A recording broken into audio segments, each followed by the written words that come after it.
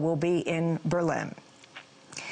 Protests, riots, and clashes with police have overtaken Greece for the 6th straight day since the fatal police shooting of a teenage boy in Athens Saturday night, one day after Wednesday's massive general strike over pension reform and privatization shut down the country.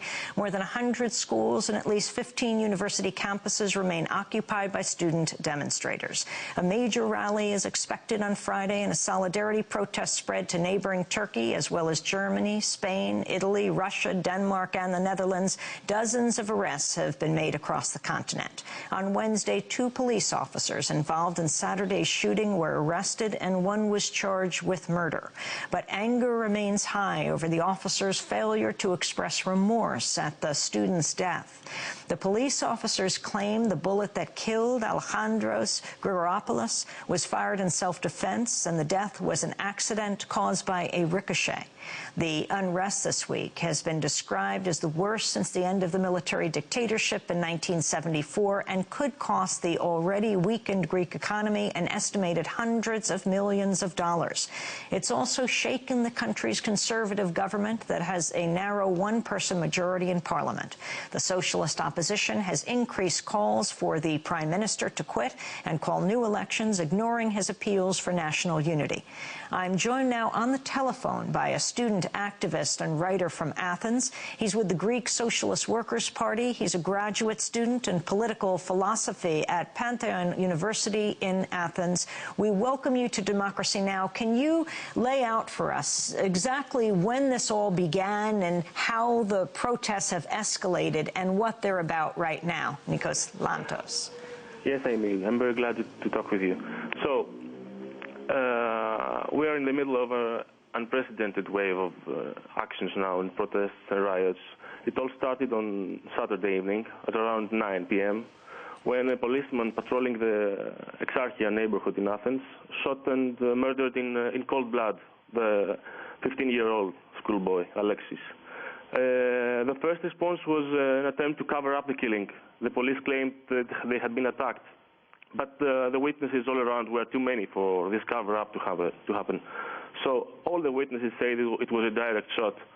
So even the government, in just a few hours, had to claim that it will move against the police, trying to calm the anger. But the anger exploded in the streets. In 3-4 hours, all the streets around Athens were filled with young people demonstrating against the police brutality.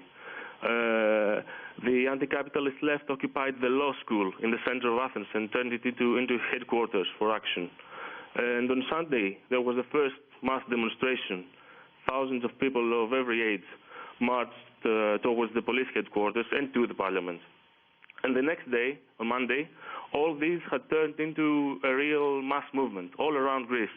What was the most striking was that in literally every neighborhood, in every city and town, school students walked out of their school on Monday morning. So you could see kids from 11 to 17 years old marching in the streets wherever you could be in Greece. Tens of thousands of school students, maybe hundreds of thousands if you add all the cities. So all around Athens and around Greece, there were colorful demonstrations of schoolboys and schoolgirls. Some of them marched to the local police stations and clashed with the police, throwing stones and bottles. And the anger was so really thick. The policemen and police officers had to be locked inside their offices, surrounded by 13 and 14-year-old boys and girls. The picture was so striking that it produced a domino effect. The trade unions of teachers decided an all-out strike for Tuesday. The Union of University Lecturers decided the 3-day strike. And so there was the already arranged general strike you mentioned for Wednesday against the government's economic policy. So the process was generalizing and still generalizes. Nikos Lantos, when you have this kind of mass protest, even with the beginning being something so significant as the killing of a student, it sounds like it's taken place in like a dry forest when a match is thrown, a lit match, that it has caught on fire something that has been simmering for quite some time. What is that? Yeah, that's true. Everybody acknowledges that even the riots, the big riots you may have seen in the videos, they are a social phenomenon, not just the result of some political initiative.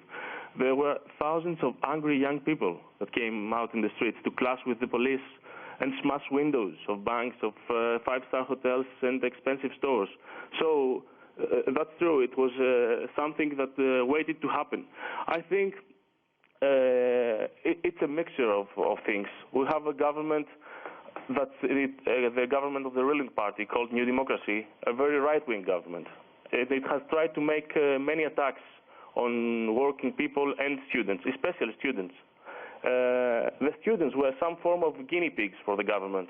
When it was elected after 2004, the government tried to privatize universities, which are public in Greece, and put more obstacles for school students to get into university. The financial burden on the poor families, if they want their children to be educated, is really big in Greece. And the worst is that even if you have a university degree, even if you are a doctor or a lawyer, in most cases, young people get a salary below the level of poverty in Greece. So the majority of young people in Greece stay with their families till their late 20s, many till their 30s, in order to cope with this uncertainty. And so this mixture, along with the economic crisis and the unstable and weak government, was what was behind all this explosion.